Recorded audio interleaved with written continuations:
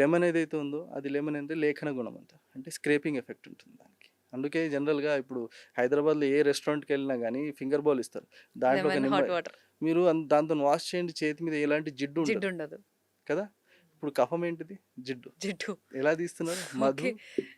కదా. అగైన్. ఇవి simple exams. హ్మ్. మేము కాన్సెప్ట్స్ ఆర్ వెరీ డీప్, హ్మ్. చాలా డీప్ కాన్సెప్ట్స్ ఉన్నాయి, కానీ అందరికి అర్థం అవ్వాలి. హ్మ్. ఇవి మీరు సింపుల్. డే టు డే లైఫ్లో మీరు యూస్ చేస్తే డెఫినెట్గా మీకు రోగాలు రాకుండా ఉండాలని నా ఉద్దేశం. హ్మ్. రైట్. కఫాన్ని తగ్గించుకోవడానికి బెస్ట్ ఏంటిది? మధు. మధు. అలా అనేసి డయాబెటీస్ వాళ్ళు యూజ్ చేయదు హుహు. ఓకే. కదా. సో కఫహరానం శ్రేష్టం మధు. సో వాతాహరానం శ్రేష్టం తైలం. ఎవరికైనా కానీ పెయిన్ ఉన్న వాళ్ళకి ఆయిల్ పెడితే వాతం తగ్గుతుంది. కానీ ఆయుర్వేదం గోస్ నెక్స్ట్ లెవెల్. దీంట్లో ఆ ఆయిల్లో కొన్ని యాంటీ ఇన్ఫ్లమేటరీ మెడిసిన్స్ యాడ్ చేస్తారు. హ్మ్.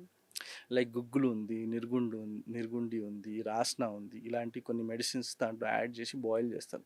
దాన్ని మెడికేటెడ్ ఆయిల్ లాగా ప్రిపేర్ చేస్తారు. ఫస్ట్ థింగ్, ఆయిల్ బేసిక్ గుణం దాన్ని క్లీనింగ్. వాతాన్ని తగ్గించడం. దాంతోపాటు లోపల ఇన్ఫ్లమేషన్ ఏమైనా ఉంటే ఈ మెడిసిన్ దాన్ని కవర్ చేస్తాయి. ఓకే.